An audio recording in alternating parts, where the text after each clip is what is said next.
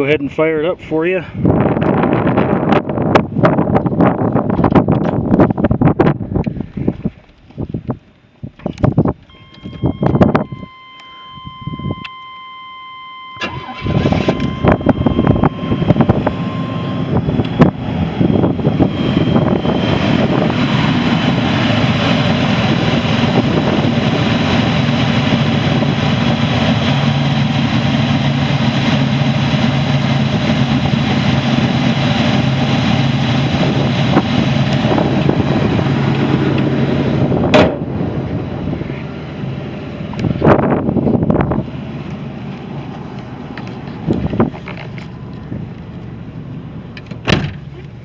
Okay, we'll take you for a spin, but yeah, both the digital tach and boost gauge work. Gas gauge works, speedometer works great, all that stuff. You can see we're producing good vacuum. Radio.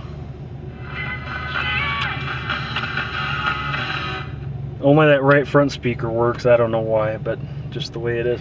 I'll show you these windows here.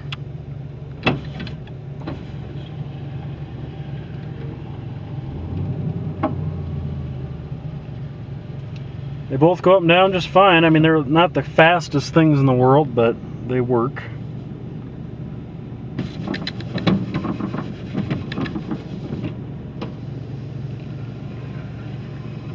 Yep, they work just fine. So yeah, again, everything with this car mechanically is great. Except for a couple little things. When it's cold, again, the idle is great. It stays at about 750.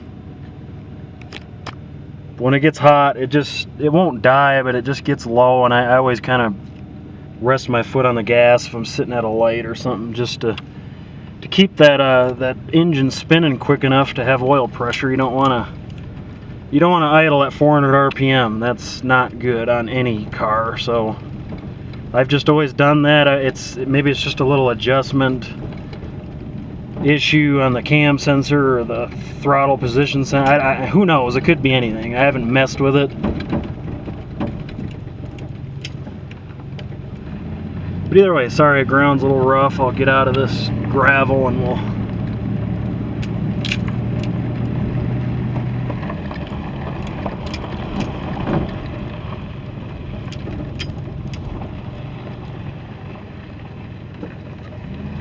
Yeah, this car, I mean, it's such a nice cruiser. It just accelerates nice.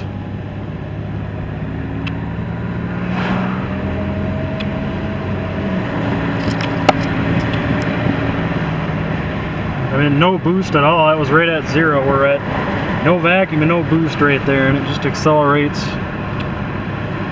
just excellent. Again, this is not a race car. I'm not selling this as you know, you're gonna buy it and blow people's doors off. That's not gonna happen. I want this to go to someone like myself that's just gonna cruise this car and enjoy it. Because it's not quick, it's just a neat piece of Buick history, you know. Cruise control does not work, everything else works. Wipers work. Throws heat, the AC would need to be recharged for sure.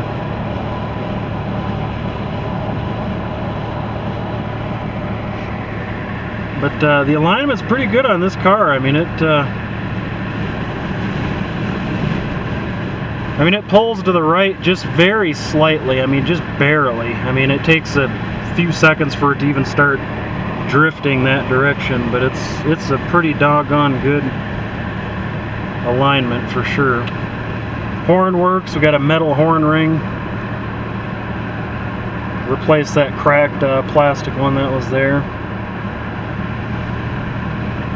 But I ain't kidding, I could cruise this car across the USA. I mean, it runs just great. Smooth, has a nice little exhaust tone out the back. You'll see in the pictures the exhaust kind of hangs low. It's in good shape, it just the hanger is broken or something, and it kind of dips down a little bit. Now, honestly, if it wasn't for that rear main seal, it does have a little bit of a leak. Every Turbo Regal has a rear main leak. If you've never owned one, you'll learn that that's just the way it is. There's no point in even fixing it, because it's just going to leak if you try to fix it.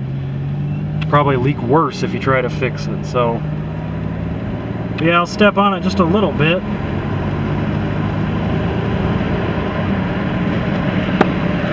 That was only half throttle, you guys, and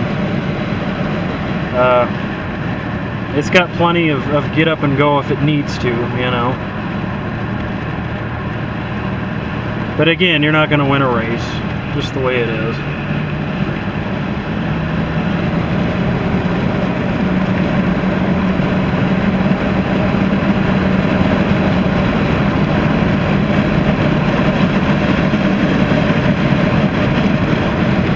Yeah, it's a good runner. Now when you hit bumps, there's a little bit of a creaking sound in the dash. I never understood where that was coming from. It's just always done it. Never bothered to look at it. It's like, it just sounds like two pieces of plastic rubbing each other or something.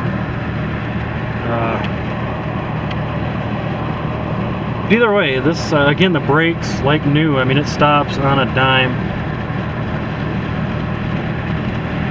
Transmission shifts great. It's just when you, for some reason, these Turbo Regals, again, another little tidbit, if you're driving them and you're going on the interstate, you have to let off the gas a little bit for it to shift into overdrive. I don't know why. Every one of them I've had is that way, just the way they are. But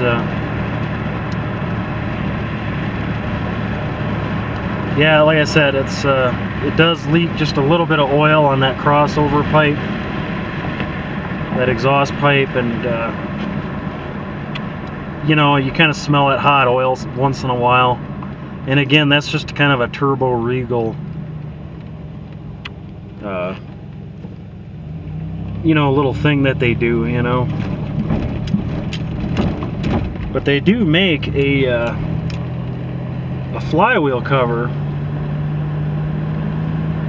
and it'll drape over the top of that pipe, and it'll redirect the oil into this, oh, like a, not a sponge, but a thing in there. It absorbs the oil, and you can clean it out once in a while. And I mean, that's how common of a problem that is. They actually make a special cover to catch that oil, because if you try to fix it, very likely it's gonna still leak, and if it may even leak worse. So basically just that little bit of a rear main leak, and then your the idle on it, again, when it's hot, it just, I prefer it idling a little faster, so I always just kind of put my foot on the gas a little bit, bring it up to like 800 RPM, you know.